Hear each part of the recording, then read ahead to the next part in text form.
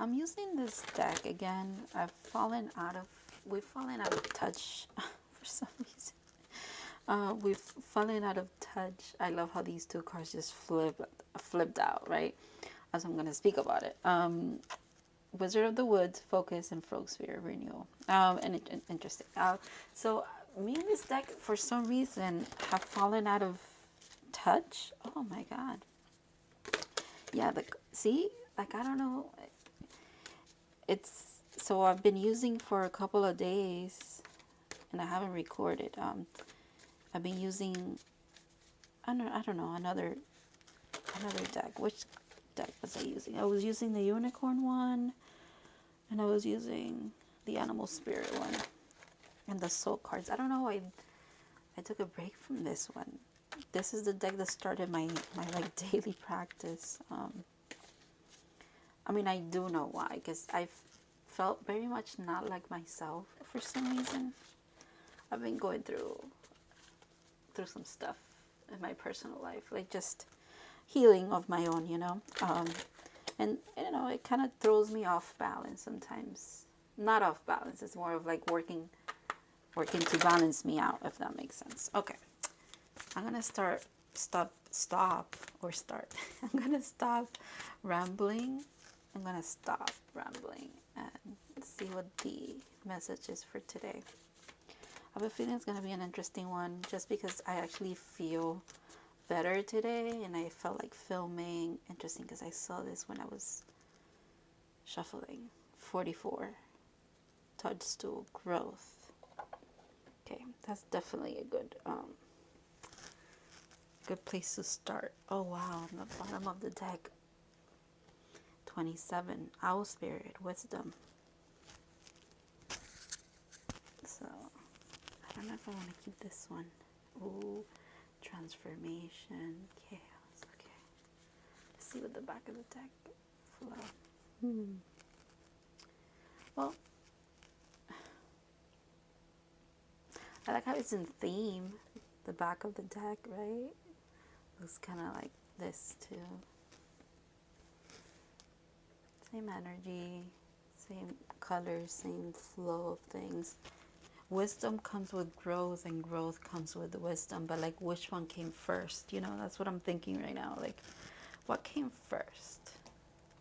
Growth or wisdom? It's more like they come together, right? You can't have one without the other, I think. All right. Let's see what the soul card has to say.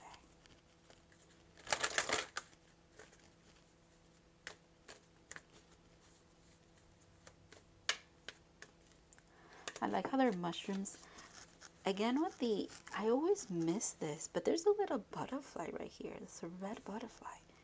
I don't think I've ever seen a red butterfly in person. I'm sure they exist, obviously, but okay, we're keeping this one. Loneliness. I know that I am never alone. Definitely. What a contrasting.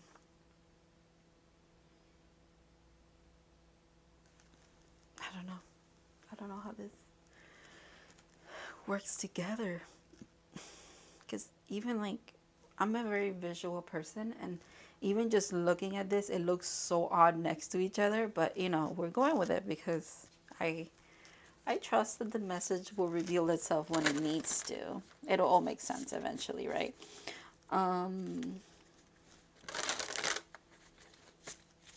Number 44. I do like that it's like a repeating number. I like that. 44 could be very significant. Maybe someone turned 44, or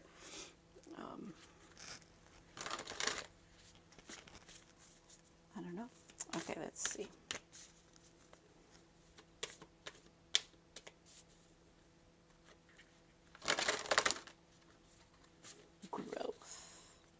Growth, and then the mushrooms are there, which is like, I'm thinking of like, you know, mushrooms grow on like dead trees, in the forest anyways. It's like a transformation for the trees. They're not really dead. They're just turning into mushrooms, if you want to look at it that way. Okay.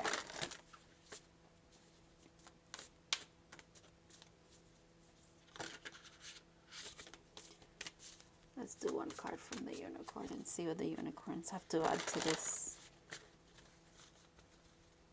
message. Prosperity.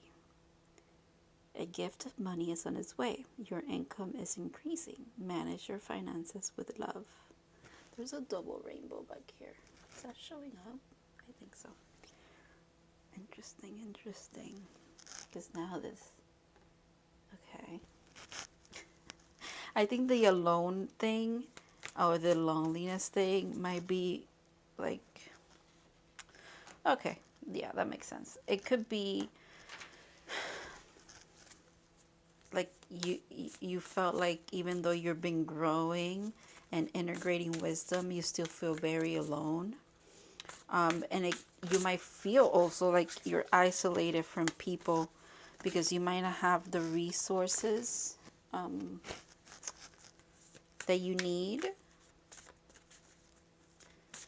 And then the world being in that card, it's like you need to travel to meet, like, you don't need to. What is the it's like you feel left behind by the divine, or you feel like you're being let down. You have been let down. Or it might be that you're growing out of viewing things in that way, and you're shifting over to a more positive mindset.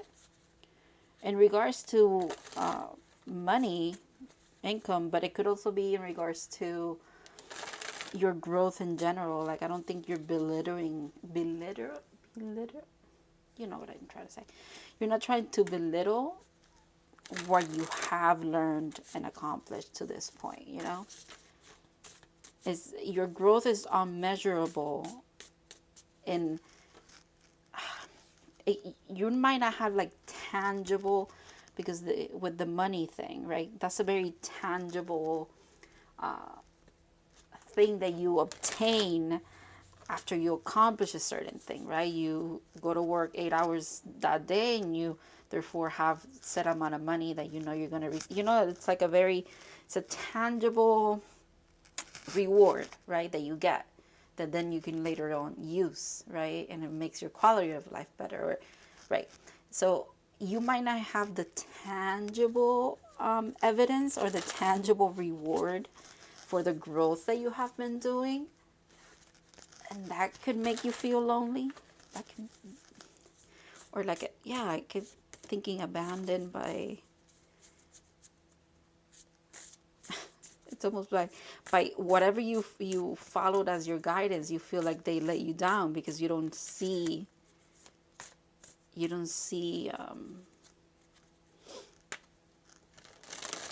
you're about to see. I think now the answer to the question, what came first, growth or wisdom?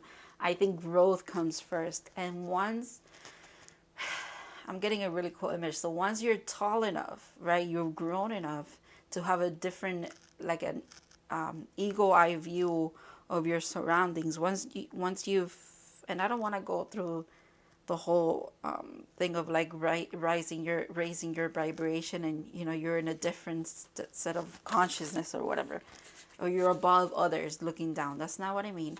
It's more of so you've grown. Think of it like a literal plant. You've been in the ground and you've grown, right? Your perspective has shifted, and now your perspective has to shift because you are literally in a different place. Like, I don't know if I'm explaining myself.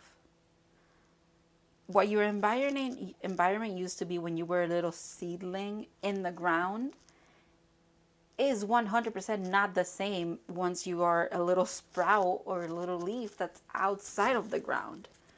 There's more light, there might be... Okay, this one flew out, so we're keeping the tiger. There's more light, there's more elements that deal with you. Like you have to, the air moves you. The rain literally hits the top of your leaf. It's not trickling down to give you nutrients. It's literally on you now. Like, you know what I mean? Like it's a different state of mind. So yeah, wisdom comes after the growth, because you need the growth to get you to a different place for you to have an advantage point now to look back or to look down or to look around you and gain a different perspective, because you are in a different place. Wow, I just circled around that for so long. Okay, tiger, I want to see. Well, right away. I love cats, obviously. I have a cat. Fire energy, you see all the fire behind him. It reminds me of this card, like the colors and everything like that. It looks, it's like you're coming from that. This could be you moving forward now with the growth behind you, and now the wisdom coming through. The moon there, very significant of like third eye or enlightenment, in the sense of like you see things differently. There's that let me put it over here. There's that growth and wisdom thing coming through for me again. All right. Tiger. For some reason, I want to see what page it's on. I feel like that's going to be significant as well, but I don't know why I'm thinking that. Tiger. 138 and 139. Okay. Lunar force. Ease in darkness. Feminine energy. Love it. I love it. Okay. The ease in darkness. Oof. That gets to me, because I literally, in my head, right, when I was like picturing the whole, the seed in the ground, you're surrounded by darkness, but you know you're growing, like you feel it. It's in that moment, like you feel it, but you haven't broken through the surface yet to gain a different vantage point. You haven't like seen the reward, looked around and seen how you have changed before your environment has changed, or maybe it has or is about to. The tiger hunts at night, at one with the silence, fearing nothing. This card reminds us to take in the wild darkness, to allow the lunar forces to soothe and heal our spirit. Sensuality, receptivity, and devotion are heightened in the midnight hours, and the tiger takes advantage of these bonds. Okay. Spend some time in silence this evening, drinking in the potent calm. There is nothing to fear in the stillness except the awakening of your own power. There is nothing to fear in the stillness except the awakening of your own power. Wow. When in balance, passionate, strong, and sensual. When out of balance, overstimulated. And then to bring into balance, candle gazing. I guess gazing into, going into, sometimes, I don't know, I know I'm not the only one, but you look at a candle that you lit, right? And you look at the flame for a while, and you look how it dances or like moves. It even makes a noise. Like, maybe asking for you to like just gaze at like a fire source, or it doesn't have to be a fire. It could be like it doesn't have to be a candle. It could be like a bonfire. It could be, I don't know, some kind of fire element. Gaze upon it, and you might gain like some wisdom for it, or you might like just gain some calm. And the whole thing about there's nothing to fear, you're only going to awaken your inner power. Like that's a beautiful way to put it. That's a beautiful way to put calmness as like a very, it's a powerful, transformative, I was going to say emotion, but it's not an emotion. It's a powerful transforming force. And you wouldn't think calmness as a force, right? You wouldn't associate that calmness with being a forceful thing. But speaking from experience, it is harder to sit in complete calmness and silence and have nothing that around you that can like distract you than it is to be distracted all the time. It's harder to have to sit with yourself sometimes, especially if you have a lot of work to do with like codependent and like loneliness, feeling like you're alone. It, you're not alone. You're never alone, right? You're never alone. I don't think you're ever alone. But it's easy to feel that way, right? It's easy to feel that way when you don't have maybe even your inner friend, like yourself. If you can't even tap into that kind of company, I can see how you feel incredibly alone. And that could happen also whenever you're going through a lot, you're releasing, you're healing, you're trying to understand why your life is how it is, why you are like how you are. And if you're going through some growth, or yeah, like a growing period, and you're trying to find your inner friend, you know, because we all know our inner critic.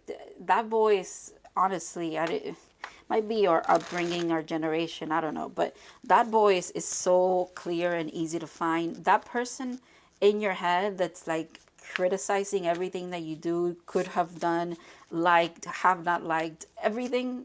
The inner critic, I'm pretty sure everybody knows what that is not hard to find. You know who's hard to find? Your inner friend. That's really hard to find. Um, so again, this card just keeps, every time I like cut the deck, is there, so I'm gonna keep it out. The Empress, and she looks just like this one. What? With the moon and I think there's this the colors are now she is now looking like the tiger, because the background of this looks like the background of this to me. The Empress. The Empress is an energy of someone who had this flipped over, who has found their inner friend, with the Ace of Cups coming out. This is like love within, right? It is. There's no denying that. It's like you're going to, or you're about to, or in this growth and wisdom period, in this stillness that you're living, you're finding your inner friend, and that leads you to ultimate happiness. That once you achieve that kind of with the three up, there's just cups energy here, celebration, wish fulfillment, like new love, an offer of love, like with the Fool at the end, literally the Fool, a fool in love. And then the bottom of the deck is the Ten of Swords. After a lot of, what is that? After a lot of pain and heartbreak and probably a lot of walking away. Yeah, oh my gosh. Yep.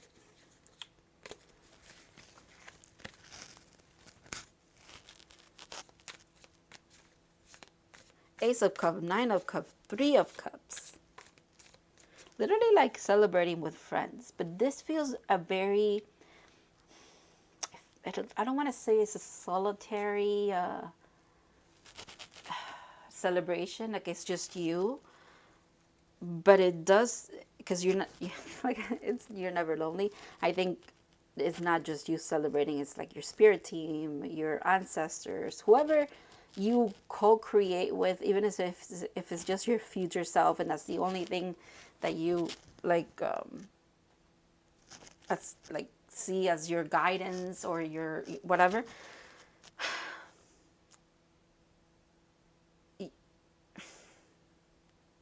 You're celebrating this new beginning, this new, the world is here, the world is here. Like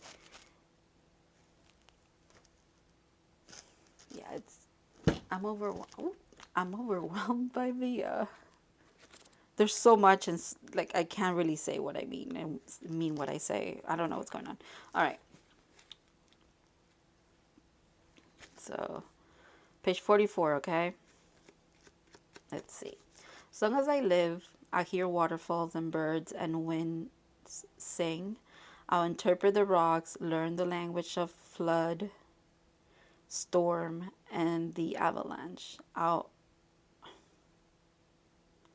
acquaint myself with the glaciers and the wild gardens and get as near the heart of the world as I can. That was so hard to read. Um, get as near, get as near the heart of the world as I can.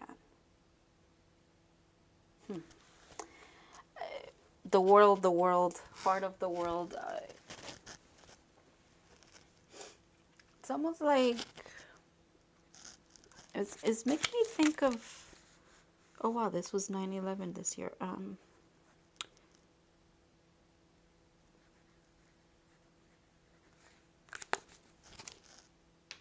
It's making me think about how.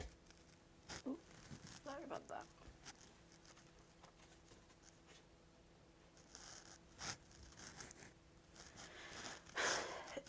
It's making me think how you, with the whole external message that came out with the money thing, you could feel like unless you have an external validation for the growth that you've had, it doesn't count, right? But I think it's more of like going within. You go within to find the validation. I think that's part of what you're growing into as well. Not needing outside validation and knowing that you're okay because you're self regulating and giving yourself love every single day. And it's unconditional at that. You're probably learning how to also unconditionally love yourself. That is not easy to do, especially again if you're born with that inner critic, or you're not born with it but it's installed in you as very little. It is really really really hard. It's not hard at all to get outside validation. You could probably get that often. I mean, I don't know. Maybe not, but probably you could find community as a general, like, especially in the internet, you could find community and people that like the same things that you like. But to have it around you, or to have the lack of it in your vicinity and still self-validate, it's almost like, do you achieve self-love before you do that, or does self-love actually come after you? I don't know. It's a very backwards and forwards thing for me today, where I get it but I don't get it. I feel like it's like that a lot, honestly. um but what I will say is this reading is a very hopeful, and it's it's a beautiful one. It's a beautiful one. To achieve the point where you have grown and gathered enough wisdom for you to already to just feel, right? To live in the energy of, hey, I'm good enough, or yeah, I'm going to try this, and if it doesn't work out, it doesn't work out, or because that's easy to say. Sometimes you got to like gaslight yourself into believing that. It's easier said than done, it's easier. And it's almost like you have to also accept yourself when you are in doubt. Like yesterday, it was a day for me where I just, I don't know. I was like a gloomy mess. I was very doubtful. Um, Again, with the self-critic kind of thing. I've been living in that energy for a little bit now, or trying to not living in it. It's more of like not fighting it either. I don't. What is the word that I want to use? I've been transmuting it, or like trying to understand my critic, like, because you know how like in the external thing, like whenever someone criticizes you, you you know that it's not about you, it's pretty much about them. So it was like, okay, what is it? Like why is this part of me so mean to me? Like it's like you're doing it to yourself, buddy. Like why are you so critical of me when we're just coexisting here? So yeah, I've been working through that. So kind of like I woke up today and realized that, honestly, because when you're in it, I'm telling you, when you're in the moment of knowing, like when you're transmuting this energy and all of this comes up for you, where you're like, you literally feel worthless and like you have not, and if you've been in a healing journey, you feel like you're regressed to the point number one where you're like, why am I feeling like this right now? If I know that I've been doing better, like yesterday was a good day, today was a good day, but now I'm crying about this again. You just gotta feel it through. I think I've learned that after a long time of fighting my feelings, that sometimes the inner critic or whatever's coming up, it just wants to be felt. It just wants to be experienced by you in this moment, now that you have a different perspective. It's it's kind of like that. Like imagine if like I go back to that because in my head I just see it that way. So you're a little seed underground and you're used to the water trickling on you. And then but you grow and you're outside of the ground now. Imagine if you, like, obviously water, you can't live without water, so you're still going to get water, right? You're still going to get water, but now you get to experience the water in a different way, and it's an adjustment period. I think it's the same thing with this whole situation. Like whatever comes up for you again is because it's waiting for you to like find the wisdom through it, now that you have grown out of it. Does that make sense? Okay. I'm pretty sure the rune message is gonna tie into this. It always does. I'll post it at the bottom, in the description.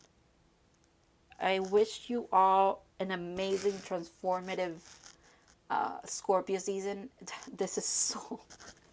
Yesterday was the solar eclipse. This energy, it just I'm just tying in for me now. This energy is so on point. It is so on point with like transformation and what has been feeling, what's been in the air for a while now. Um, yeah. So we're all gonna just ride this wave together. And I hope you have an amazing day, and I'll see you tomorrow.